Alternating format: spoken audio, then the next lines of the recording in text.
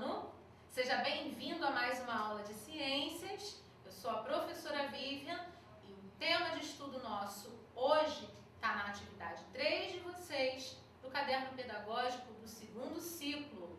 Nossa aula hoje vai se passar num ambiente aí que muita gente gosta, a cozinha, pessoal. Vamos entender um pouquinho sobre tudo o que acontece envolvendo calor na cozinha. Vamos comigo? E para a gente conversar um pouquinho sobre o que acontece na cozinha e o cozimento de alimentos, é importante que a gente compreenda a relação que o ser humano estabeleceu com o fogo ao longo da história. Cerca de 7.000 anos antes de Cristo, lá no período neolítico, os hominídeos que viviam naquela época começaram a perceber que se eles friccionassem, se eles batessem algumas rochas umas contra as outras, essas rochas produziam faíscas, porque elas eram feitas de materiais bons condutores de calor. Isso favorecia a formação dessas faíscas e a tentativa de passagem delas para algum objeto que fosse capaz de queimar. E também notavam que alguns outros materiais não eram tão bons produtores de faíscas. Esses materiais são maus condutores de calor, que nós chamamos aqui também de materiais isolantes. Então eles davam preferência a utilizar as rochas cujo material era melhor condutor de calor, e a formação dessas faíscas fez com que o ser humano passasse a ter domínio sobre o fogo, já que antes de ele conseguir produzir o próprio fogo, era necessário esperar cair um raio, algum incêndio natural, para que ele tivesse contato com o fogo. A partir do momento que o ser humano domina a produção do próprio fogo, é possível cozinhar alimentos. Isso vai mudar toda a nossa história, o processo de digestão dos alimentos, a forma como a gente hoje lida com eles. Na cozinha, fazer as escolhas certas faz toda a diferença. E as escolhas vão levar justamente em consideração a composição dos materiais utilizados para o preparo dos alimentos. Então, as nossas panelas, pessoal, geralmente são feitas de metal. Nós vimos lá na nossa aula anterior que o metal é um bom condutor de calor. Ele tem boa condutibilidade para o calor, palavra difícil, condutibilidade. Mas o metal ajuda na passagem do calor para os alimentos e, consequentemente, as panelas vão auxiliar nesse processo de cozimento se forem feitas de metal. Geralmente, a gente escolhe os cabos das panelas de um material isolante. Quando a gente tende a procurar ter panelas na cozinha que evitem queimaduras e acidentes, a gente procura comprar panelas, que tenham cabo de plástico, cabo de madeira, porque são materiais isolantes, não vão conduzir tão bem o calor e as chances de você sofrer uma queimadura são menores. Assim como a gente também escolhe as colheres utilizadas para o preparo dos alimentos, também costumam ser feitas de materiais como madeira, silicone e outros tipos de plástico, favorecendo o preparo do alimento sem oferecer mais riscos de queimadura, tá? Quando a gente vai movimentar na cozinha algum objeto que é totalmente feito de um material muito bom condutor de calor, o ideal é que a gente use luvas térmicas, porque essas luvas térmicas ajudam a isolar o calor. Elas são feitas de material isolante e isso vai diminuir as suas chances de sofrer uma queimadura em contato com esse objeto feito de metal ou outro bom condutor, sem que você sofra ali as queimaduras. Na cozinha, a gente consegue observar todas as formas de propagação de calor que nós já estudamos. Vamos utilizar esse exemplo de uma panela no fogo. A panela está recebendo calor das chamas por meio de radiação.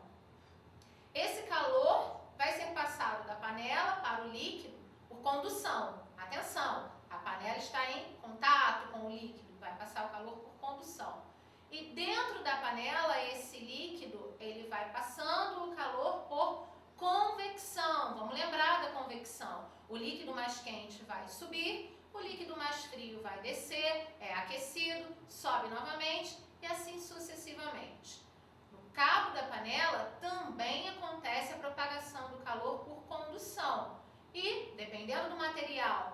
qual esse cabo seja feito, quando a gente toca na superfície dele, a gente também recebe calor por condução.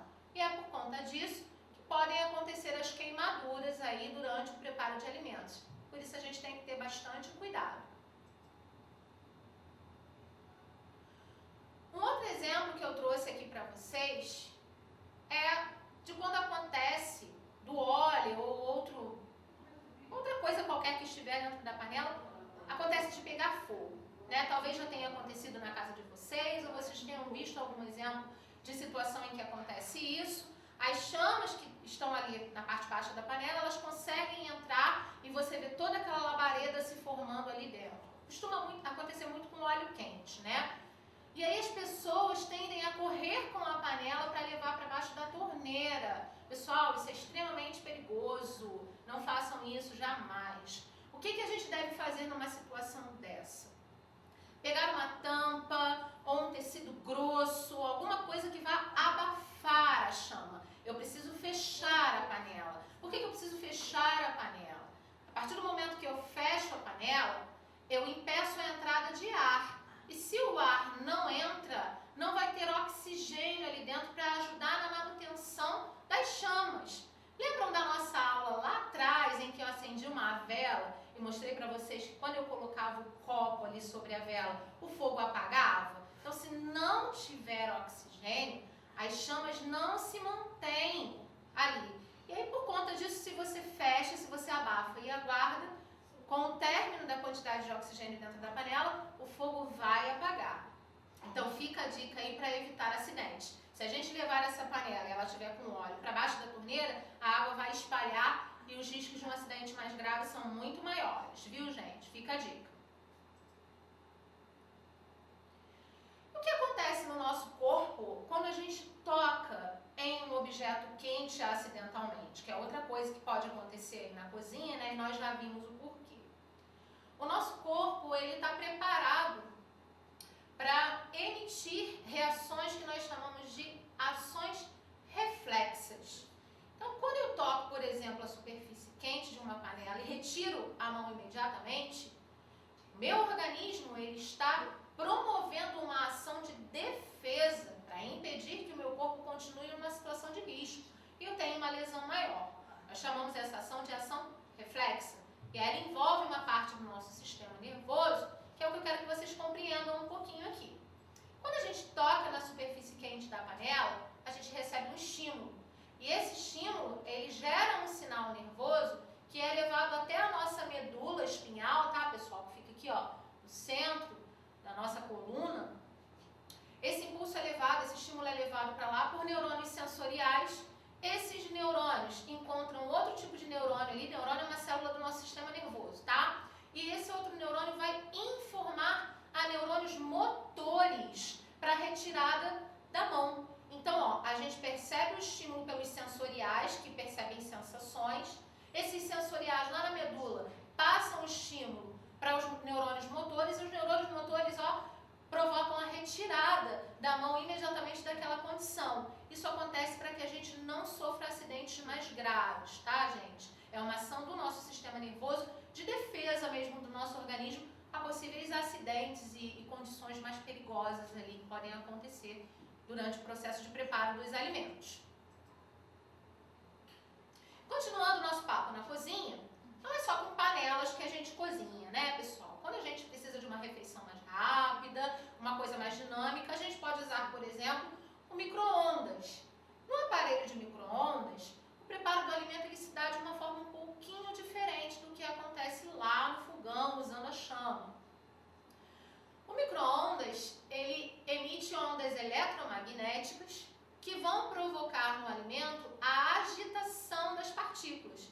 E quando eu tenho aumento da agitação das partículas, o que acontece? Que nós já vimos, aumento de temperatura. Então, o micro-ondas aumenta a temperatura dos alimentos por aumento da agitação das partículas, que é provocado por essas ondas eletromagnéticas.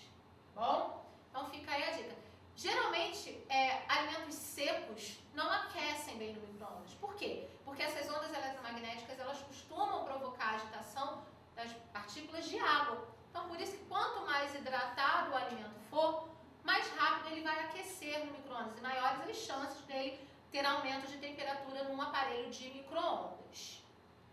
Outro objeto que a gente utiliza quando a gente precisa preparar refeições de forma mais rápida é a panela de pressão. Vamos entender um pouquinho sobre como a panela de pressão funciona para cozinhar os alimentos de maneira mais rápida. Como o próprio nome sugere, é uma panela que vai atuar por aumento de pressão. E como acontece esse aumento de pressão? Você vai botar o alimento dentro da panela, certo? Vai fechá-la de forma hermética. O que isso significa, professora? Eu vou fechar ela, por isso tem a borrachinha na tampa, né? De forma que o ar não consiga entrar nem sair ali durante o preparo do alimento. E quando a gente começa a aquecer a panela e o líquido ali de dentro vai começar a formar vapor, o vapor ele vai se chocar contra as paredes da panela e vai aumentar a pressão sobre o restante do alimento. Esse aumento de pressão, ele vai adiar, ele vai fazer com que demore mais o processo de ebulição na panela. O que é isso? Vai demorar um pouco mais a ferver. E esse processo sendo diminuído, se você demora um pouco mais para a água ou para qualquer outro líquido ferver ali dentro, automaticamente isso favorece a velocidade de cozimento dos alimentos, tá bom? A válvulazinha na parte de cima da panela de pressão, né, a gente observa que são duas. A válvulazinha principal é para a saída do excesso de vapor, porque senão ela poderia explodir, e a outra é uma válvula de segurança. Se essa válvula do meio falhar, a outra está ali para permitir que saia o excesso de vapor e a panela não estoure. Bom, gente, a gente termina mais uma aula por aqui. Deixo o meu abraço para vocês, bem carinhoso, e o meu desejo de que vocês continuem realizando as atividades